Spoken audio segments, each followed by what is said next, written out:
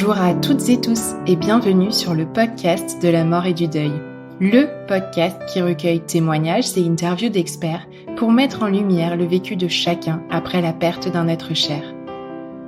Je suis Tiffany, créatrice de ce podcast et accompagnante professionnelle du deuil. Je réalise ces épisodes aux côtés d'Elsa, en charge de la technique. Vous trouverez plus d'infos sur nos activités respectives dans le descriptif de cet épisode. Avec ce podcast, on espère vous permettre de vous sentir un peu moins seul dans l'épreuve. Alors, pour accompagner votre été, on a eu envie de voyager un peu nous aussi. On vous emmène donc à la rencontre d'autres regards sur la mort et le deuil à travers une série d'interviews inspirantes. Préparez-vous à découvrir d'autres cultures, à entendre d'autres approches de la fin de vie et de l'accompagnement du deuil, à écouter des parcours de vie aussi. Bref, à naviguer chaque semaine dans d'autres possibles.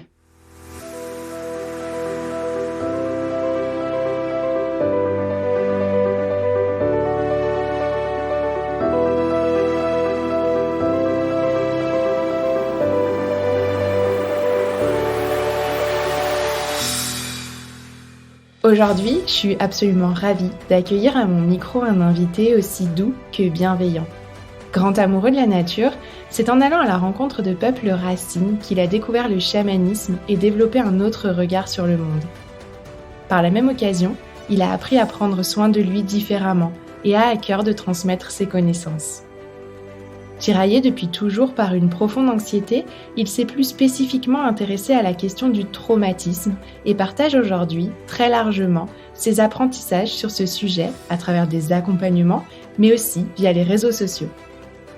Cette problématique du traumatisme s'entremêle fréquemment à celle du deuil, et c'est bien pour cette raison que je suis heureuse de pouvoir l'aborder aujourd'hui avec mon invité, qui d'ailleurs m'a confié qu'une formation sur la mort et l'accompagnement des mourants avait changé sa vie. Vous l'avez peut-être déjà reconnu, mon invité du jour n'est autre que Guillaume Zender, créateur de l'approche chamanisme intégratif. Hello Guillaume, je suis ravie de t'accueillir aujourd'hui. J'espère que j'ai rien oublié ni erroné ta présentation. Non, c'est très bien. Merci de m'accueillir ici. Je suis super excité depuis que tu m'as envoyé cette invitation d'être là pour parler de ce sujet qui me fascine et qui me passionne et que je trouve est super important. Du coup, on va rentrer tout de suite dans le vif du sujet peut-être. Est-ce que tu peux nous parler de ta perception de la mort ? Ouais, bien sûr. Pour te parler en fait de ma perception de la mort, je vais te raconter un petit peu ma vie d'avant. Ma rencontre intime avec la mort. Ça va expliquer un peu comment je perçois maintenant la mort et quels sont les impacts que ça a eu sur moi. Génial, vas-y. En fait, si tu veux, j'ai toujours été quelqu'un qui était à fond sur la spiritualité depuis très petit. J'ai commencé très tôt. Ce chemin dans la spiritualité m'a vraiment amené à étudier et à m'imprégner de plein de courants spirituels auxquels j'ai plus ou moins inconsciemment en fait adhéré. Et dans la plupart de ces courants spirituels, il y avait vraiment cette notion de, en gros, ta vie sur Terre, ton incarnation, elle est presque faite pour te préparer à avoir une bonne mort ou que ce qui se passe après ta vie soit le plus positif ou le plus bénéfique possible. Je fais notamment référence au courant, on va dire plutôt hindouiste, où tu vois, il y a cette notion de karma ou d'illumination ou de réincarnation. Mais on a ça aussi un petit peu dans la religion catholique, le fait que si t'es un mauvais humain, si tu agis de mauvaise façon dans ta vie, tu vas aller en enfer.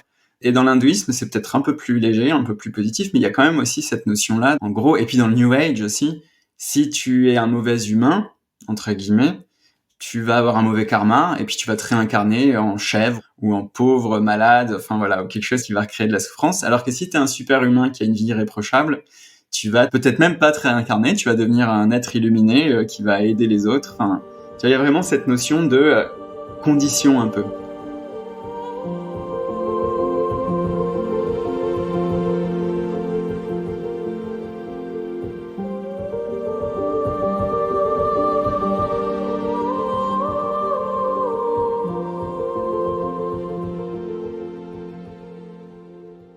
Donc si tu es bien dans ta vie, Dans ce cas-là, tu as une bonne mort avec des possibilités de réincarnation ou d'évolution hyper positive et à l'inverse, si tu mauvais, tu vas le payer d'une manière ou d'une autre.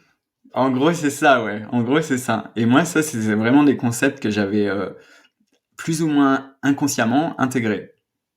Comme je disais, j'étais à fond dans la spiritualité, j'étais à fond dans le yoga, la méditation. Vraiment, je collais à fond sur cette espèce de rythme de vie qui tendait vers l'irréprochable. Tu vois, j'avais une alimentation la plus saine possible, je consommais pas de substances addictives, tu vois. Pas d'alcool, pas de tabac, pas de substances psychotropes, même pas de café, je buvais même plus de café. Un régime végétarien, puis vegan, enfin voilà. Et surtout, je méditais 4 heures par jour. Je faisais des programmes de méditation super longs.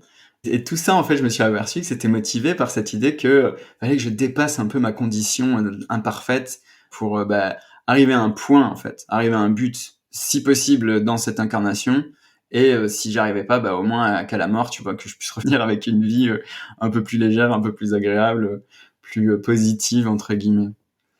Et ça, c'était ma vie d'avant, voilà. Et j'étais en fait totalement désincarné. C'est-à-dire que la plupart du temps, en fait, quand je me regardais dans une glace, j'avais l'impression que je flottais au-dessus de ma tête. Enfin, je me sentais pas du tout là. Et puis, quand même, j'avais une vie relativement triste, quoi, finalement, qui me rendait pas épanoui, en tout cas moi. Mais je m'auto-manipulais. J'essayais de me convaincre moi-même que c'était pour mon bien-être, que c'était pour que ma vie s'améliore, etc. Mais en gros, je passais à côté de ma vie. Ça semble très rigoureux, en tout cas dans ce que tu nous décris, avec beaucoup d'exigences. Ouais, c'est ça. Et puis, en fait, j'ai eu ma première expérience de mort à travers le chamanisme. Ma première expérience de la mort, c'est ce que tu disais dans l'introduction, ça a été au travers du chamanisme. Où en fait, j'ai été conduit à vivre le moment de ma mort grâce à l'état de modifié de conscience. Donc là, c'était avec le tambour. Ça m'est arrivé 2 fois. La première fois, c'était avec le tambour. La deuxième fois, c'était de façon involontaire, mais quand même avec le chamanisme en Amazonie, là où j'ai passé beaucoup de temps à fréquenter des chamans là-bas.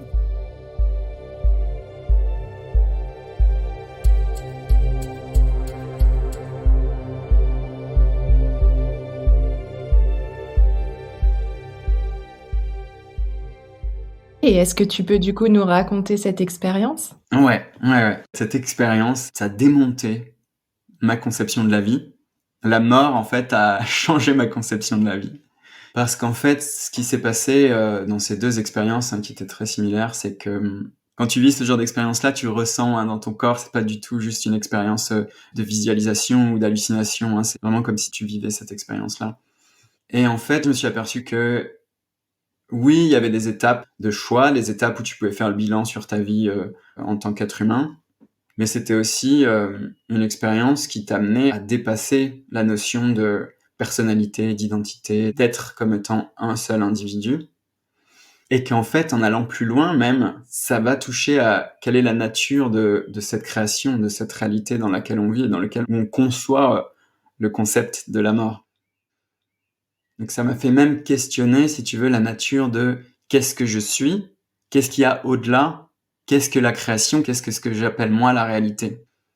Ce que ça m'a amené à ressentir, c'est vraiment que ce que on appelle réalité, je dis ce qu'on appelle parce que est-ce que c'est vraiment réel, ça du coup je ne pense plus.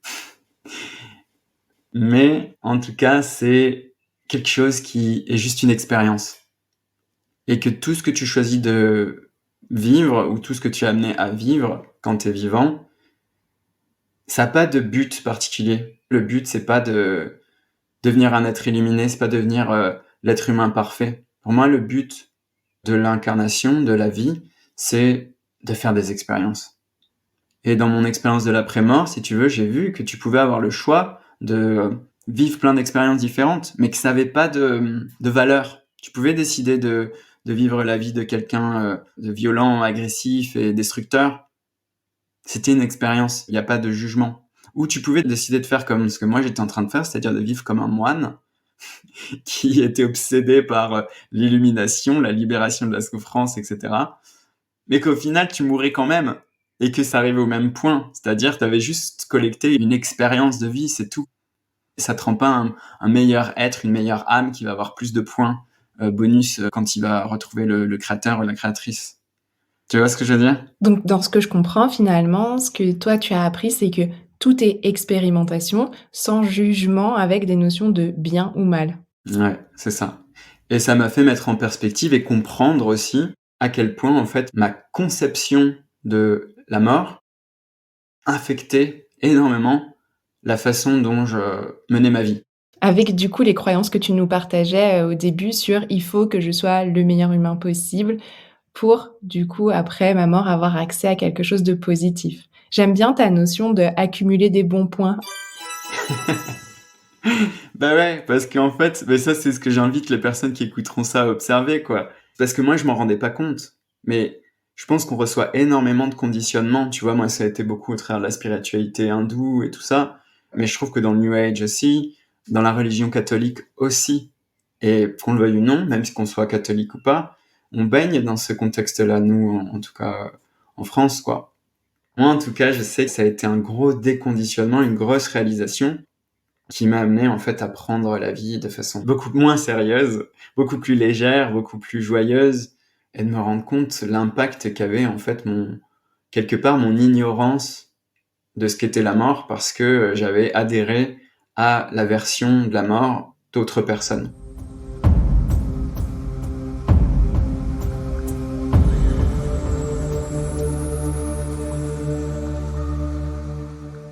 Et du coup, maintenant, j'ai l'impression que tu as développé beaucoup plus d'indulgence envers toi-même?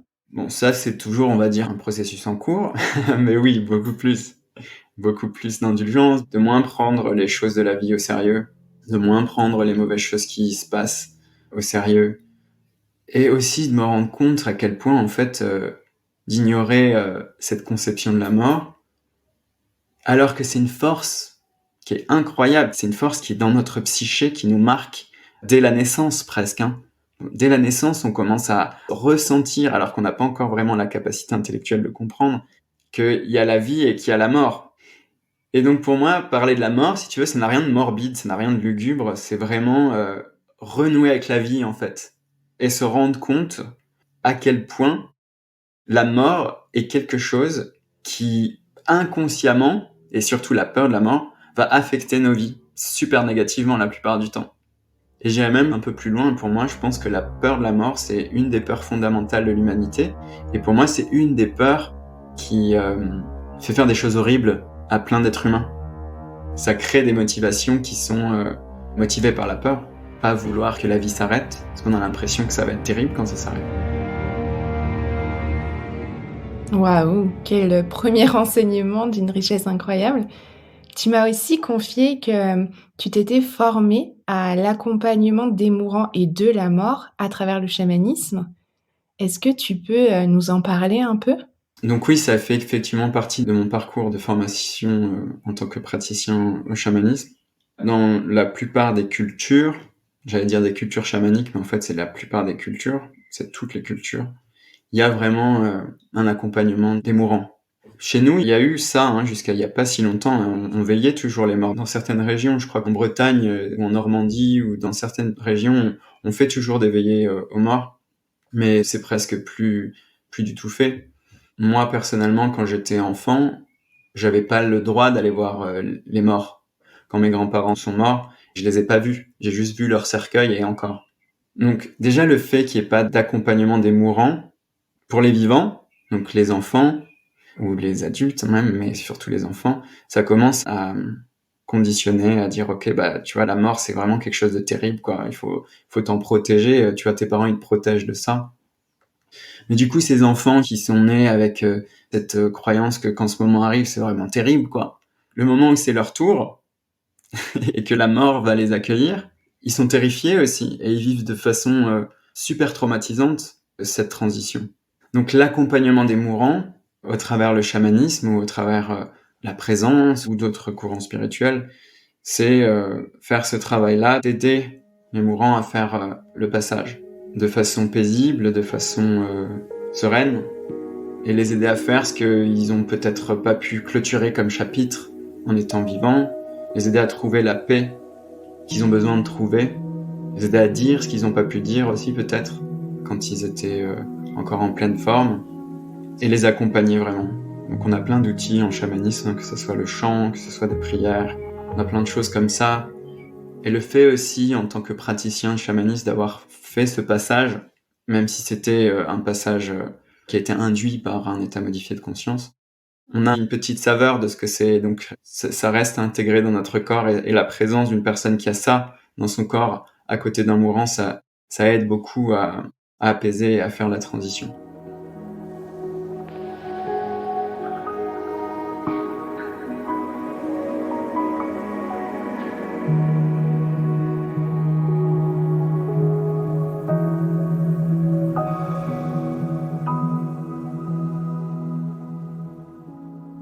Donc le travail que je fais au travers du chamanisme aide à ça, mais pas que. C'est aussi, si tu veux, je forme les gens à travailler sur la mort pendant qu'ils sont vivants, pendant qu'ils sont encore en bonne santé, alors qu'ils vont pas encore mourir.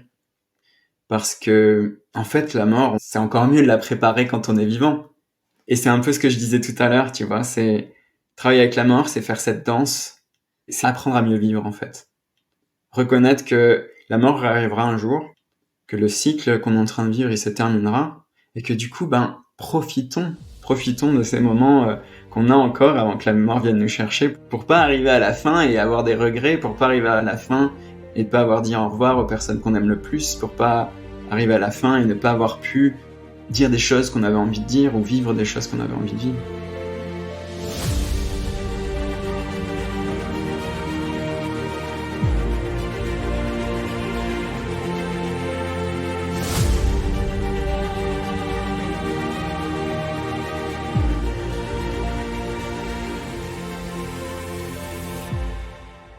Donc c'est finalement ne pas attendre l'arrivée de la mort pour, s'accomplir, être en paix, faire la paix et aimer tout simplement? Ouais, c'est ça, c'est ça. Tu nous en as déjà dit quelques mots, finalement dans certains de tes partages, mais comme je le disais dans l'introduction, toi tu t'es spécifiquement intéressée à la question du traumatisme.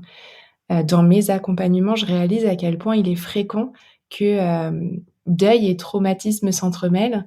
Tu peux peut-être déjà nous raconter pourquoi toi, tu t'es autant intéressée au traumatisme? Ce qui m'a fait m'intéresser au trauma, personnellement, c'est, comme je le disais, le fait que j'étais beaucoup dans la spiritualité, j'avais beaucoup de pratiques, beaucoup d'outils, de guérison que je mettais en place, et pourtant, j'avais toujours une problématique, dans mon cas, était l'anxiété qui ne disparaissait pas, voire qui s'est beaucoup empirée à une époque de ma vie. Et c'est ça qui m'a amené sur le chemin des traumas. C'est ça qui m'a amené à étudier quels sont les mécanismes autres que les concepts spirituels que moi j'avais de la guérison qui affectent notre corps. Et ça m'a amené en fait à étudier le système nerveux et à observer le rôle qu'a le système nerveux et comment est-ce qu'il est impacté par les traumas. Est-ce que tu peux, peut-être nous partager comment, se déclarait cette anxiété, pour toi? Ouais, bien sûr. En fait, si tu veux, c'était vraiment totalement, c'est ça qui me rendait dingue. C'était déclenché de façon totalement erratique et sans raison.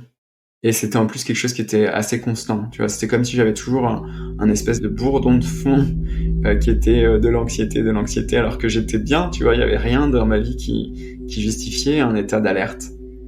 Donc ça, c'était comme un état constant dans lequel je vivais. J'avais un peu des périodes où ça allait un peu mieux, périodes très courtes, hein, et encore quand je dis mieux, c'était juste que voilà, en fait, j'étais un tout petit peu moins anxieux, quoi. Mais j'étais toujours dans un état de presque constante anxiété. Et puis des fois, j'avais des périodes de crise d'angoisse qui se manifestaient beaucoup la nuit, moi, donc avec des grosses insomnies, ou le matin. Donc c'était une constante de stress, on va dire, et certaines fois des crises d'angoisse. Et donc comment tu as commencé à explorer ce sujet, du traumatisme? Ouais, je me suis fait accompagner en fait, hein. Je suis arrivé, dans une période où c'était vraiment, très, très compliqué pour moi, et je me suis fait accompagner, et j'ai eu la chance de trouver un thérapeute qui est un formé trauma, et donc qui lui avait été formé sur toutes ces approches du système nerveux et sur ce qu'est le traumatisme et toutes ces choses que maintenant je partage. Alors tu vas pouvoir nous dire, c'est quoi le traumatisme? Alors, le traumatisme. Pour moi, en fait, le trauma, c'est une déconnexion. C'est quand on a vécu quelque chose, que ce soit quelque chose qui soit provoqué par un acte qui vient de l'extérieur ou par une sensation ou une émotion intérieure qui est tellement intense pour notre corps, pour l'être qu'on est, que on s'en coupe. Ça, c'est trop. C'est ce qu'on appelle la dissociation, en fait. Et on s'en coupe parce que on sait pas quoi en faire. On sait pas quoi faire de ces sensations. Souvent, c'est les choses qui commencent dans l'enfance. Et normalement, dans un monde idéal, en fait, si tu veux, quand on a ces sensations intenses, ces émotions intenses et ces choses qui nous traversent qui sont très intenses, comme de la colère, de la honte, de la peur, on devrait pouvoir avoir un adulte qui est là pour nous, qui nous accueille, qui nous aide à comprendre qu'on peut gérer cette intensité et que tout va aller bien. Sauf que pour la plupart d'entre nous, en fait, on n'a malheureusement pas accès à cet adulte qui nous aide à comprendre ça.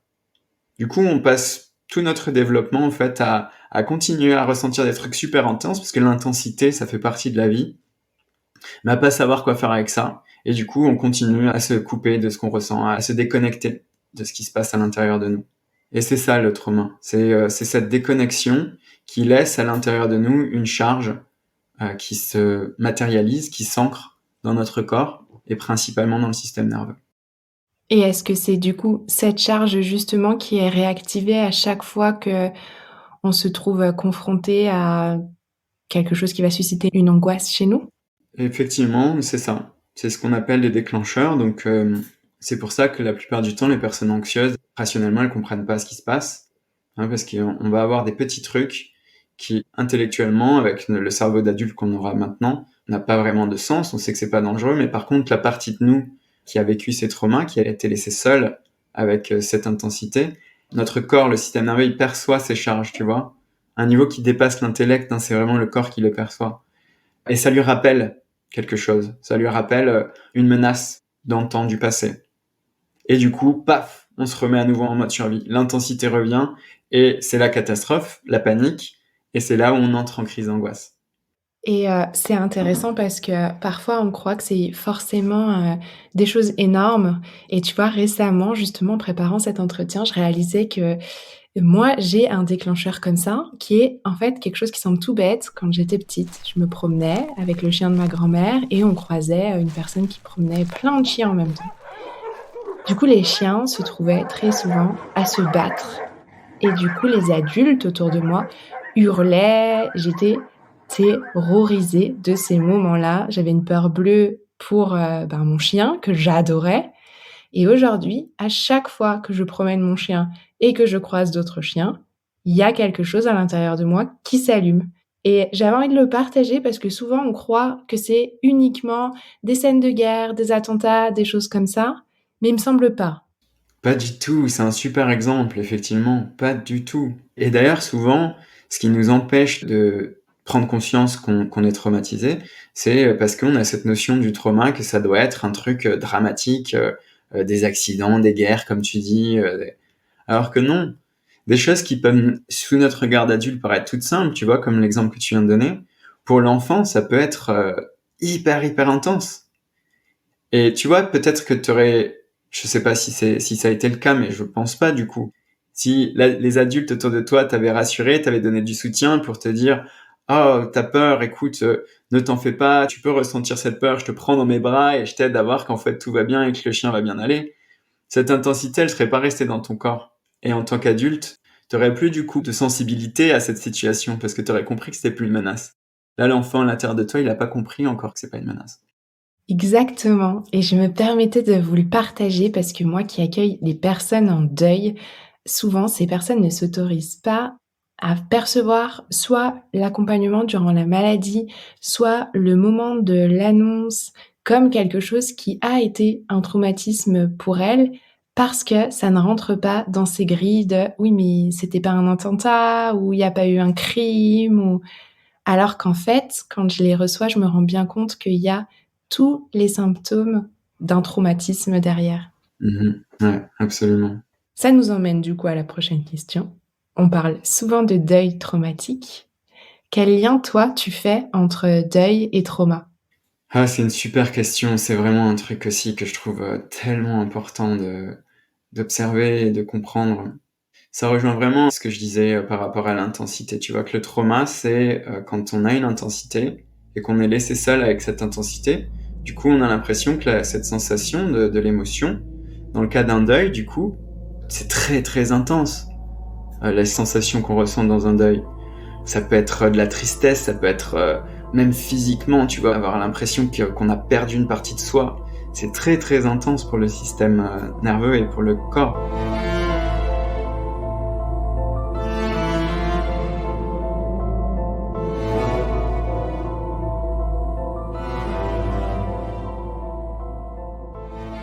Quand on n'a pas la capacité de faire face à cette intensité, rien que cette sensation, ça peut nous envoyer en réponse traumatique.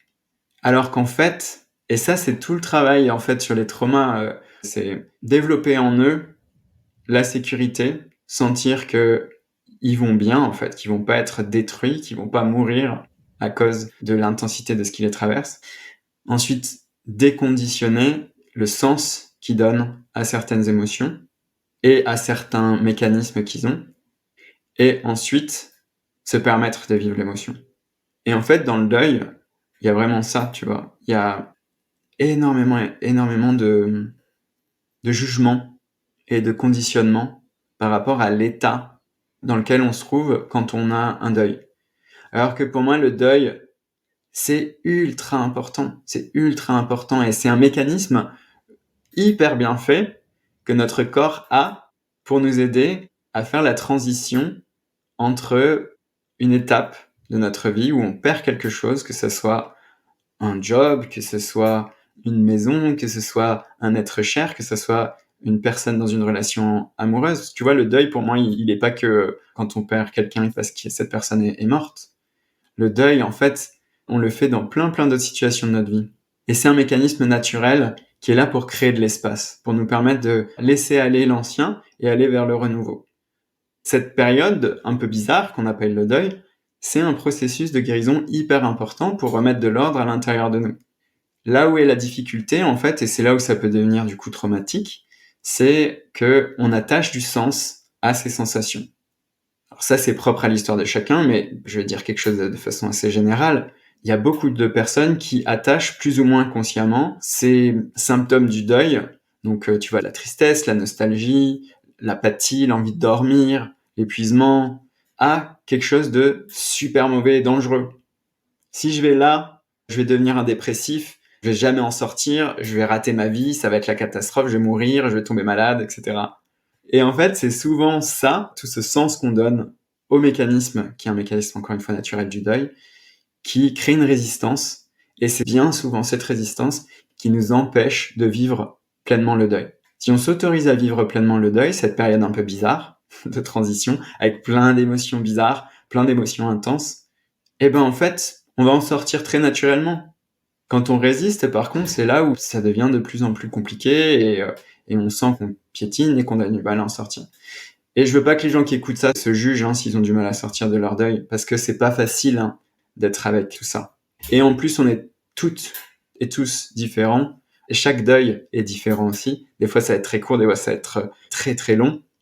Mais c'est apprendre à être avec soi et à changer sa relation avec ce phénomène, ce mécanisme qui est un mécanisme tout à fait normal, qui encore une fois fait partie de notre vie. En fait, là où je te rejoins, c'est que moi, je dis souvent que ce qui fait de la peine, c'est la perte. Et que le deuil, lui, c'est vraiment le processus qui est là pour nous aider à traverser le vécu suscité par cette perte. Et donc, c'est vraiment l'allié.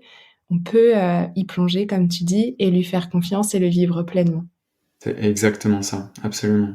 Je rajouterais juste quand même que, par contre, pour certaines personnes, et surtout les systèmes nerveux qui ont vécu des traumas, ça, ils peuvent le comprendre intellectuellement, mais par contre, leur corps a du mal à le comprendre. Et c'est là où c'est intéressant, si tu veux, d'aller faire un travail sur les traumas et sur sa capacité à être avec l'intensité des émotions pour pouvoir s'autoriser à faire le deuil. Parce qu'il y a plein de personnes qui se culpabilisent parce que justement, ils comprennent tous ces concepts, tout ce qu'on est en train de dire là, mais qui n'arrivent pourtant pas à le faire. Ben, je suis complètement d'accord avec toi et je pense que c'est ce que tu allais dire. Moi, j'invite souvent les gens à d'abord prendre soin de leur trauma et de tout ce vécu, émotionnel à l'intérieur qui est souvent bloqué, avant d'aller travailler, en tout cas avec moi, sur, la partie, deuil qui, en fait, très souvent, en tout cas, c'est ce que j'ai appris, est bloqué par cette incapacité à gérer, les émotions. Ah ouais, mais carrément, je suis tout à fait d'accord avec ça. D'abord travailler sur, sa capacité, en fait, à être avec l'intensité de ce qu'on a à l'intérieur, pas forcément que le deuil, puisque comme je le disais tout à l'heure, le deuil, c'est en soi ultra, ultra intense. Donc commencer à travailler sur sa capacité tout court à être avec, l'inconfort et donc en faisant un travail sur les traumas, pour ensuite pouvoir aborder, ce que le deuil déclenche. Est-ce que, tu aurais peut-être d'autres choses à nous partager sur ta vision, pour le coup pas de la mort, mais du deuil à travers, le chamanisme ou, tout ce que tu expérimentes? Je pense que c'est vraiment important de renouer avec la bénédiction et le côté sacré du deuil. Alors je sais que ça peut faire mal au cœur quand, on entend quelqu'un dire ça, quand on est passé à travers le deuil et qu'on sait à quel point c'est horrible et que ça fait souffrir et que c'est difficile. Mais je pense que c'est important de changer sa vision qu'on peut avoir de ce processus. Souvent, on va avoir tendance à fuir ce qui est inconfortable et c'est un phénomène naturel, hein. L'être humain, on va toujours vers ce qui est agréable et confortable. Mais en fait, ça peut nous couper vraiment de trésors. C'est simplement ça, simplement une invitation à renouer avec le côté sacré du deuil. Je parle souvent, moi, du côté sacré de la colère, par exemple, parce que c'est pareil. Pour moi, la colère, il y a de gros conditionnements négatifs envers cette émotion, qui, comme le deuil, est une émotion sacrée qui est là pour nous aider, comme toutes les émotions. Toutes les émotions sont sacrées. Mais pour nous, on a plus facilement tendance à dire que la joie, le bonheur, l'extase, tout ça, c'est des émotions sacrées, mais le deuil, la colère, la rage, on a du mal à considérer ça comme bénéfique, alors qu'en fait, c'est vraiment des outils qui sont là pour nous aider à comprendre plein de choses et à vivre une meilleure vie, en fait.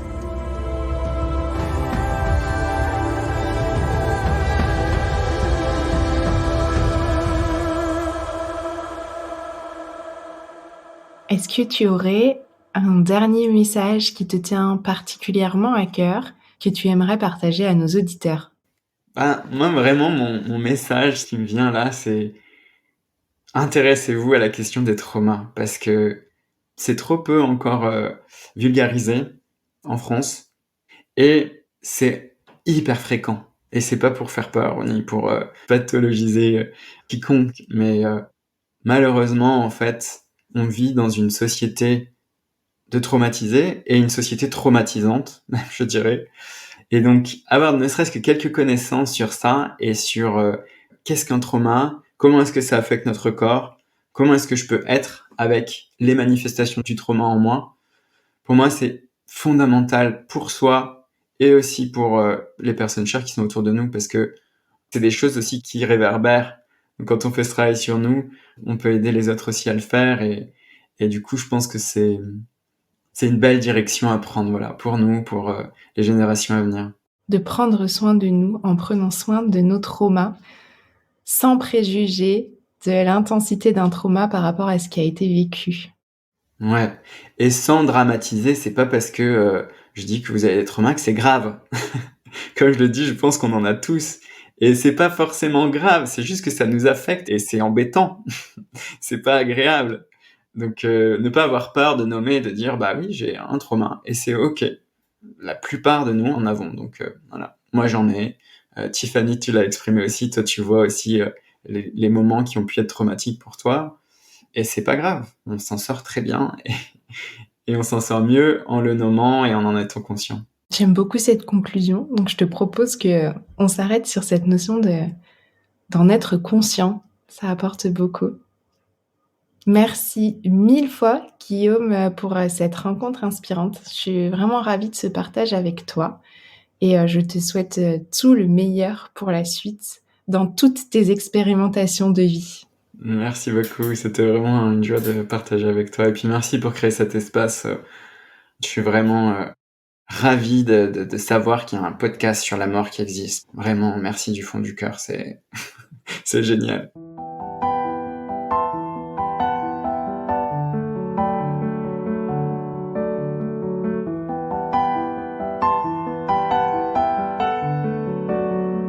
J'espère que l'intention de cet épisode est arrivée jusqu'à vous et que ce partage vous a inspiré. Si tel est le cas, N'hésitez pas à le dire en laissant des étoiles et un commentaire sur les plateformes d'écoute qui le permettent. Ça ne prend que quelques instants et c'est le meilleur moyen de faire rayonner un peu plus fort encore ce podcast. Alors, foncez! Et si vous voulez encourager notre travail, vous avez aussi la possibilité de nous faire un don sur mon site internet www.les-envolés.com dans l'onglet « Le podcast ». Comme d'habitude, je vous donne rendez-vous la semaine prochaine pour un nouvel épisode.